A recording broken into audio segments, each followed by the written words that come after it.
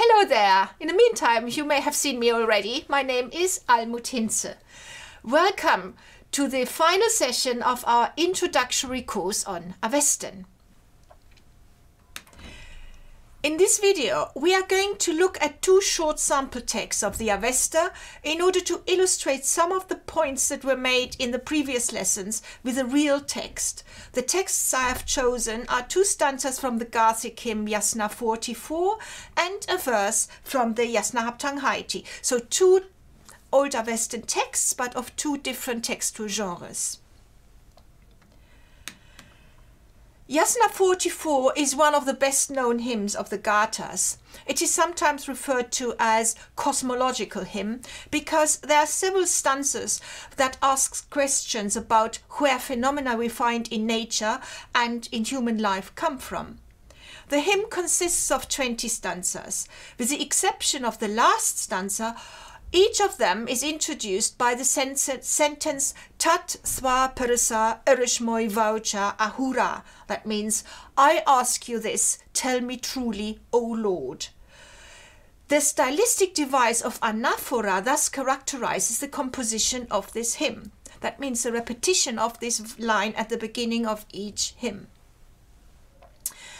Stylistically, the hymn is couched in the situation of a conversation between a person, the I, and his god, Ahura Mazda. No answers are given to the questions which are being asked, but since the questions are rhetorical, the answer is implied. It is always Ahura Mazda who has ordered the cosmos. Now let us look at the first stanza, which we are going to discuss. This is Yasna 44:3, and you can see it here on the slide. You can see it in transliteration of the text as we find it in the manuscripts, and here you have a phonemic interpretation of the text as we read it in the manuscript, keeping in mind that what we read in the manuscripts is sound, not meaning, whereas here we have a phonemic interpretation of that sound. And here, obviously, that's the translation. So if you allow me to read it, what it might sound in its Avestan, as we read it in the manuscript, it would sound something like Tat sva persa erishmoi voucha ahura kasna zotha pta ashahya pauruyo kasna chweng sramcha dad advanam kya ma uchshieti nervsaiti swat Ta cheat Mazda Vasmi Anyacha Vidye. This I ask you, tell me truly, O Lord, who is the primordial father of order by begetting? Who has established the path of the sun and the stars? Who is it by whom the moon not only waxes but also wanes? I wish to know this and other things, O wise one. Now this is, what I've just read is the text as it appears in the manuscripts. You can see on the right hand side of this slide the phonemic interpretation of that text as it appears in the manuscripts. And you can also see that there is a gap in the middle of a line, and that is the caesura. The meter of this stanza is 4 + 7 syllables. And you may also have noticed that some of the words are pronounced as if they're with a slur in them. And this included the words chweng and strömcha, and also the word ma'a, which I read disyllabic. And if we read them in this way, we do get the regular meaning. So kasna chweng, 4 syllables. And then strömcha, we need to read with 3 syllables. Strömcha dad advanam, to get 7 syllables. And then the next line, kya ma'a, uchshieti nervsaiti swat, so 4 + 7 syllables. And this is how the meter works. Syllable counting with a caesura after a fixed number of syllables, in this case after 4 syllables. Now just let me read the translation of this. This I ask you, tell me truly, O Lord, who is the primordial father of order by begetting? Who has established the path of the sun and the stars? Who is it by whom the moon not only waxeth but also wanes? Who I wish to know this and other things, O wise one. I must add here a word of caution. The translation is as tentative as is the phonological interpretation. All that's really certain is what we actually read in the manuscripts, and even that is given here on the left hand side, this rather odd looking text. That is what we read in the manuscripts here, also in a sort of normalized, standardized representation. The readings of the manuscripts are even much more varying. So then let us look at a few words of particular interest in this stanza. The word spelled paurio in the first line, that's this one here, is in the Avestan script here, incorporates several phonetic features which are phonologically irrelevant. Old Persian paruvia, this one here, and Vedic purvia are the etymological equivalents of this Old Avestan word, and they indicate that the phonological interpretation of the Avestan word is parvia or parvia with Siever's law. The phonetic processes which affected this form were first U epenthesis, producing Old Avestan paurvia, this form here, paurvia, with U epenthesis, this one here, paurvia, you see, the U which precedes the R is epenthetic. It is anticipated from the W which follows the R. So this would have been the Old Avestan form, something like paurvia. Now, and this is more or less the underlying form which we read in the Older Avesta, and that's how this word has been interpreted phonologically in the phonological interpretation section of this stanza. Now, in Young Avestan, we have a sound change which affected this word, and this is a specifically Young Avestan sound change of rvi to uri. We have the sound sequence rvi in our word here. This is rvi, the u being phonologically irrelevant, and that means that our parvia became Young Avestan pauria. That means the W after the R jumped forward and disappeared after the R. And this then produced a form where we have an I following R. And that triggered off I epenthesis, or if you like, palatalization of the R in phonetic terms. So the outcome of all of this is then our Younger Avestan form, pauiria. And here then, in the Younger Avestan form, we have the feature that the O preceding the R, this O here, which originally is the epenthetic U of the Old Avestan form, is reinterpreted as a second member of a diphthong au, and this is then followed by an epenthetic I. So here we then have our Younger Avestan form, pauiria.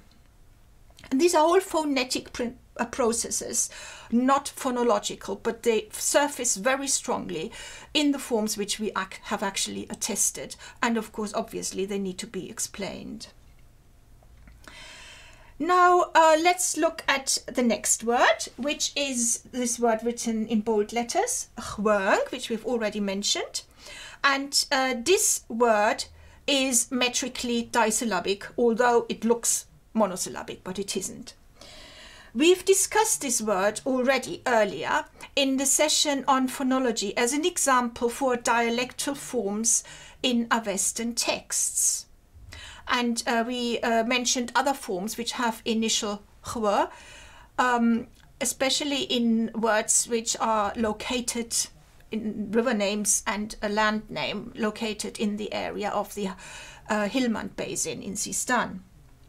Now here in this particular word, we would not expect a form with hw. Instead, we would expect a form with initial huve. That means a syllable, huve, and this would account for the syllable which we are missing. So we would expect a form like hvng in Old Avestan, which however we don't have. However, that such a form really existed is demonstrated by the Young Avestan form who. We have in Young Avestan a form which I'm now going to write here, who, which is the genitive singular of the word for sun, means of the sun. And this form who goes back to an earlier who were, pre-Young Avestan, if you like, who were. Via this then becomes huvu and then ends up as who in Young Avestan. And this who were in turn is the descends directly from our postulated Old Avestan form hvng. So indirectly, the Younger Avestan form who demonstrates that a form hvng must have existed, but we don't have it. Instead, we have this form with the unexpected hw. So here, the hw is a dialectal feature which entered the pronunciation of the Older Avesta only. And this consistently, this form hvng is attested 3 times in the Gathas, always metrically disyllabic and consistently in this form. The meter is also gives us also a hint for the disyllabic value of the nominative singular ma, the nominative singular of the word for the moon. And this on the surface again looks like a monosyllabic form, but it isn't. The disyllabic metrical value is here only explicable with reference to the intervocalic laryngeal, which must have been present at the time when this text was composed. Obviously, the word for the moon is derived from the verbal root ma, which is M, Indo-European M, E, and the first laryngeal, to measure, and that is extended with the suffix Indo-Iranian, s in Indo-European, and there was then an intervocalic laryngeal in the nominative singular, something like this in Old Iranian, Avestan, ma'ach, for the nominative singular. The laryngeal must still have been realized as a distinct sound in order to prevent the merger of the 2 vowels ah, which would otherwise have been adjacent, and the merger of these 2 vowels ah into one long a is just natural. So there must have been something which blocked this merger, and that is the laryngeal, which we can make responsible for this. So here I've represented this consonant, this glottal consonant between the 2 vowels are with the sign for the glottal stop, this sort of question mark sign. Now the last word of this stanza which I would like to comment on is the form vidue, This is an infinitive. It's metrically disyllabic. And we have a parallel formation for this sort of infinitive in the Gathic form da voi here. And that looks on the surface as if it is a suffix vai attached directly to the verbal root. Now, Avestan infinitives are normally case forms. Usually they are datives, and they are derived not from verbal roots but from a verbal noun. And usually they have a verbal meaning, so they denote an action. But the formant vai is not found anywhere else, either in Avestan or in other Indo-European languages. We would therefore much more like an analysis in which here the ending I, the dative ending I, is attached to a U stem. And this is what Jeremy Rao has proposed. He suggests that these infinitives in fact derive from stems vidu and dahu extended by the dative ending I. And these stems would denote the act of knowing and the act of giving. So much on this stanza. Then let's have a look at the next stanza. This is Yasna 44:4. So as before, I would like to read it, keeping in mind that the meter is, as in the previous stanza, 4 plus 7 syllables. So we read here.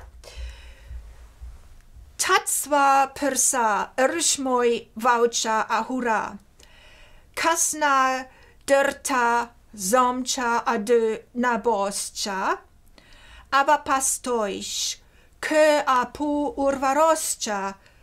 Ke vatai dwan mai biascha yaugt asu.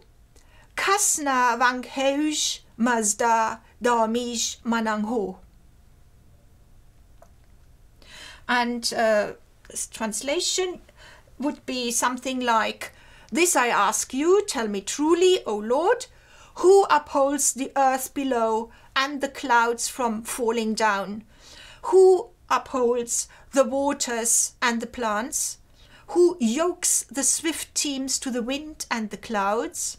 Who is the creator of good thought, O wise one? We have the phonological interpretation as before, again on the right. So let's look at a few of these words. In this stanza, all the words which I would like to talk on are in this line, which you have written here at the top. The first word is vatai. The form is the dative singular of the noun vata, the wind. And it's again metrically trisyllabic. So the gathas here give us valuable evidence for the laryngeal, which is at the end of the verbal root, namely the root va, to blow. And it's the first laryngeal. And here the laryngeals comes to stand between two consonants. The consonant following the laryngeal being a vocalized N, which vocalizes to A in Indo-Iranian. And so we get the form va-ata. To be precise, I should have written this rather as a glottal stop.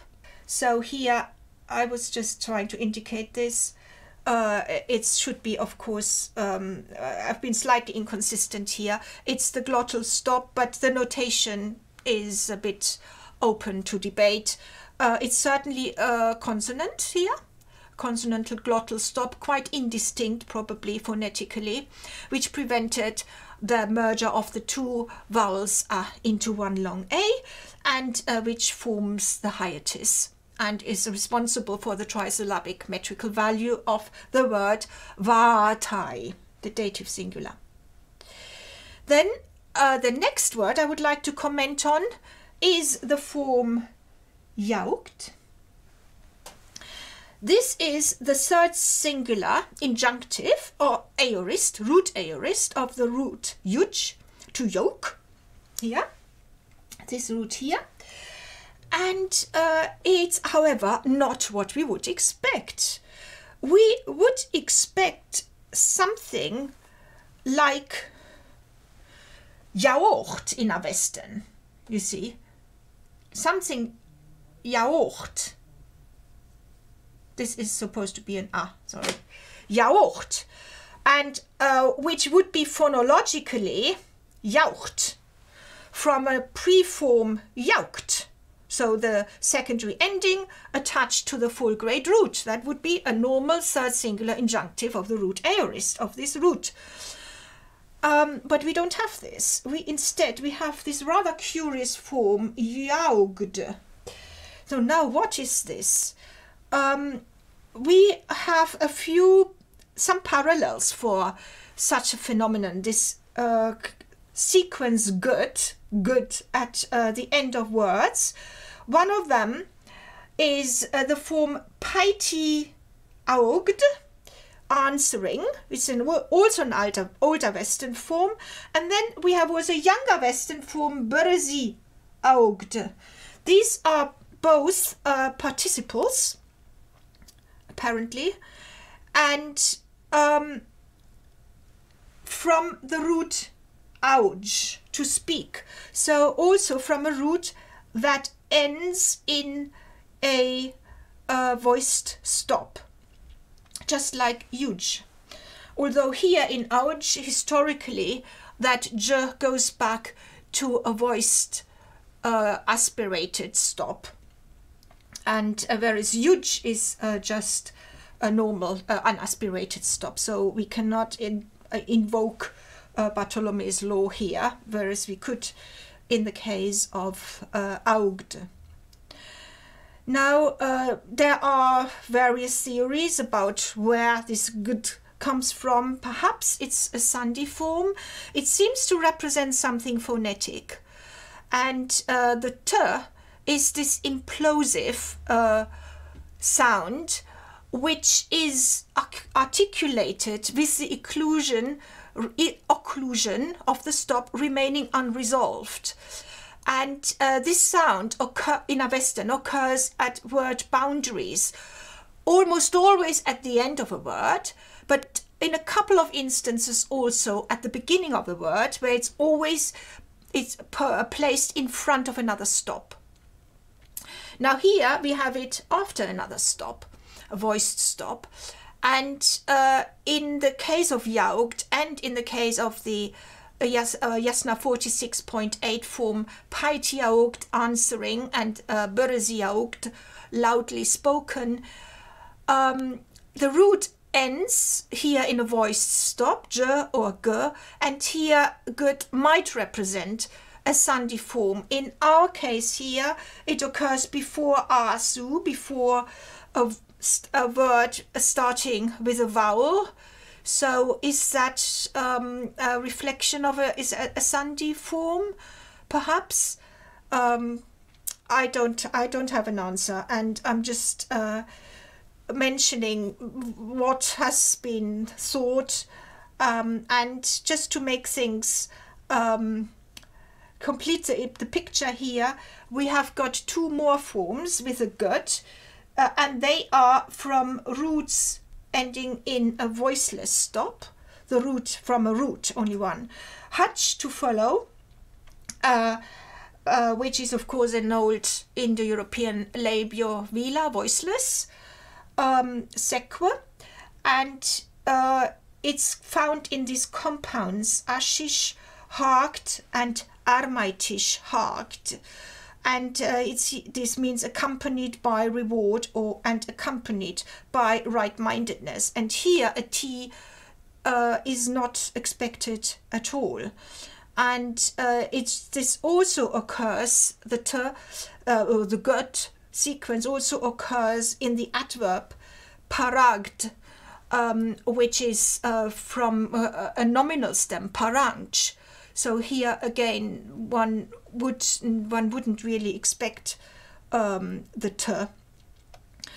In fact, these forms ashish hagt and armaitish hagt, they refer to a neuter stem, so they are grammatically neuter forms, and it has been thought whether this is a neuter t attached to the end, to the root, but the form remains rather curious anyway. So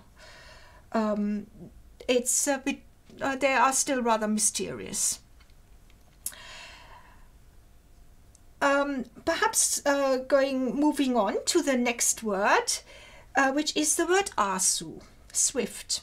It's the accusative dual of the adjective asu, Greek okys, swift, and here it is combined with our form yaukt, the root yuj, to yoke. Now here this stanza offers a very nice instance of a phraseological agreement between Vedic and Avestan.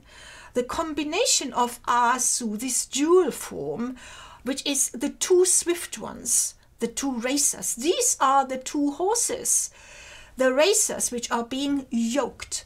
And that has a phraseological parallel in the Vedic language, where we have the expression, you nudge me, ashu, I am yoking the swift team. Literally, I am yoking the two swift ones, namely the two swift horses. And here, at this point, I would just like to refer you back to our very first lecture in this series. You may remember we talked about the horse and the chariot and the important role this animal and the chariot play in the imagery of the Vedic and the Avestan texts. So here we have this very important combination of the horse which is yoked to the chariot, and that would have been the chariot with a spoked wheel, which is very swift in battle and in chariot race. So with this image here, I would like to conclude our discussion of the gathas and would like to move on to our second and final sample text, which is a stanza from the Yasna Haptaŋhāiti.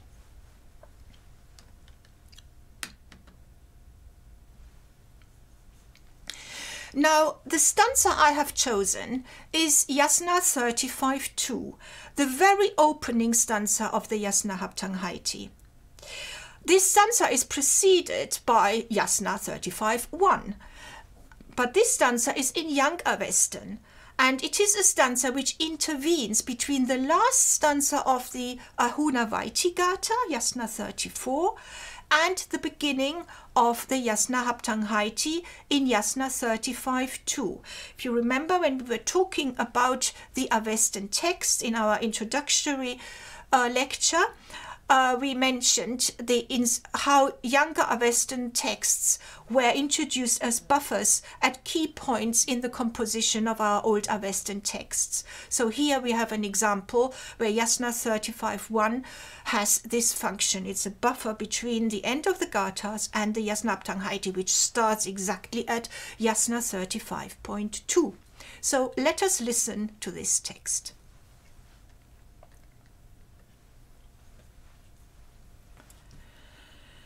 I'm reading it out. First, the text on the left, in the left column, is again the transliteration from the manuscripts, and on the right you can see the phonological interpretation and then the translation.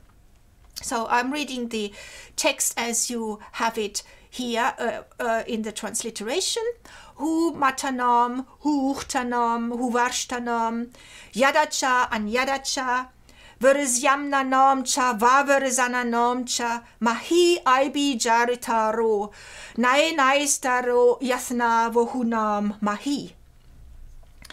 And the translation of this is something like, of good thoughts, of good words, good deeds, both here and elsewhere, being done and having been done, we are welcomers, not revilers of such good things. We are.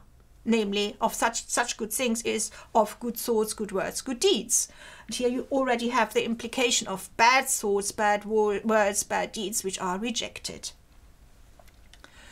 Now then, let us look at this text, and I would like here to focus on the stylistic devices which are being employed in the composition of this text.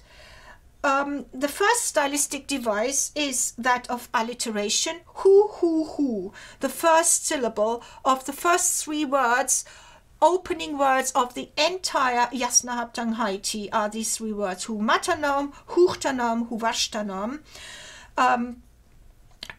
And these three words then become something like the motto of the Zoroastrian religion. It's the triad which you find everywhere in Zoroastrian contexts even today. They denote the chief commitment of the followers of this religion.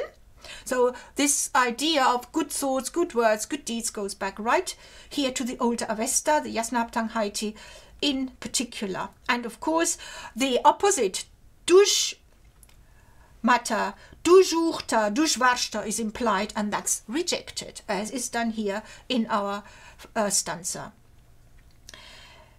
The expression of the second line, yadacha, anyadacha, both here and elsewhere, is the stylistic device of argument and counter-argument, and it denotes the idea of totality in space. That means both here and anywhere else. And this expression is then followed by an expression of the totality in time, insofar as present and past are referred to. Being done now and having been done in the past. The future here is not mentioned. They refer to the present and the past deeds of those they are welcomers. Of course, thoughts, words, and deeds. And then the final two lines are constructed as a chiasmus with the verb mahi, we are.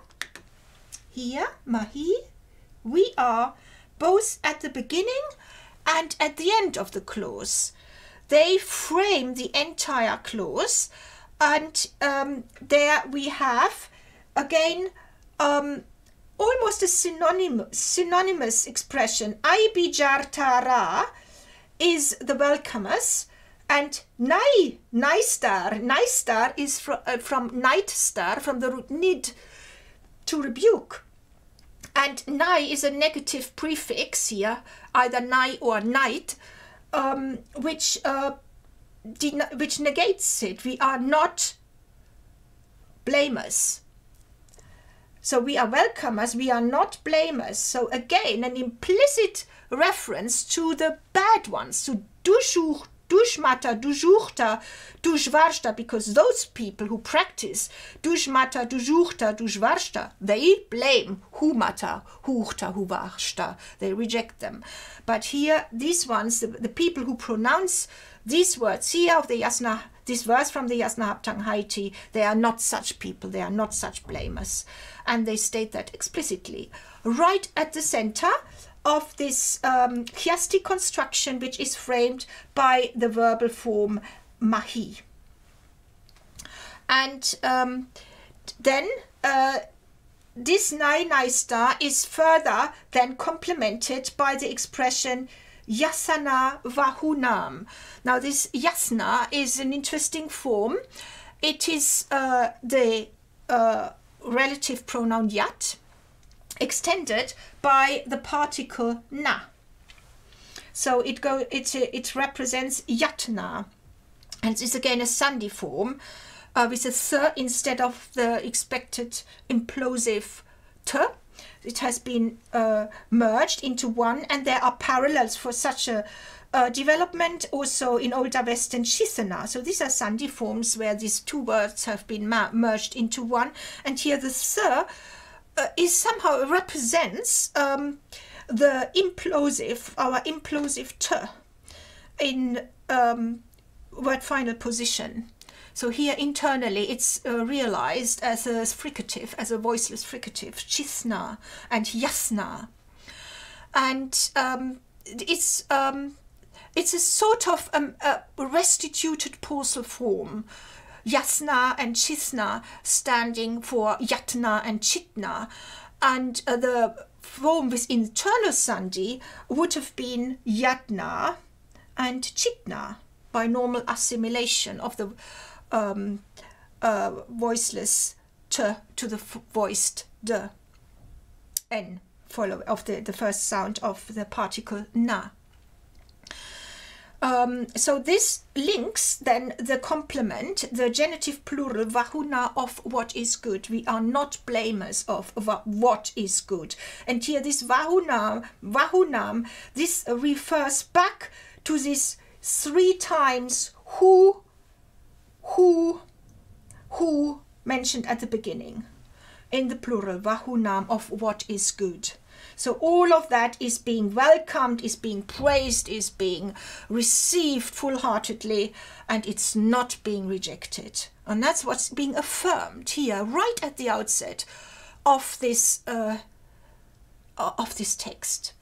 Now there is some debate about the poetic form of the Yasna Haptaŋhāiti. In older literature it's being referred to as a prose text.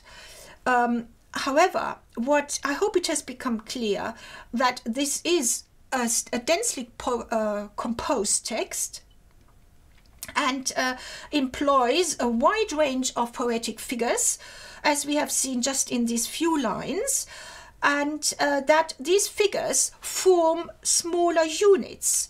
They don't form any units of the kind of the gathas, where we have fixed numbers of verse lines, fixed stanzas, which a fixed number of verse lines, and each verse line has a fixed number of syllables with a caesura at a determined place. Nothing like this here in the Yasna Haptaŋhāiti. But we do have a poetic form, I think, but it's a different poetic form. It is an internally structured rhythm which we have here. We have little clauses which are organized and internally deeply structured. So this is a type of poetry which was particularly popular amongst the Indo-Iranian people, and maybe even earlier, for liturgies, when they recited texts in the rituals as part of their rituals. And Yasna Haptaŋhāiti has never been any doubt that the Yasna Haptaŋhāiti is a liturgy. It's actually quite a self-contained liturgy. It has a beginning and an end. It has a high point right in the middle in Yasna 38, where the waters are being praised. And it is a poetic form which has its parallels in other liturgical forms of Latin poetry, the Suo Vitalilia, for example, and other texts. But it's a different type of poetry. So in some ways, you can then say that the oldest Avestan texts which have survived, the older Avesta, attests to 2 very archaic forms of poetry. The gathas have the syllable counting stichic poetic form, and the Yasna Haptaŋhāiti has the strophic form of internally structured rhythmic phrases. And the number of phrases you add is not limited by anyway limited as it is in the gathas. Now, so we have now reached the end of this session.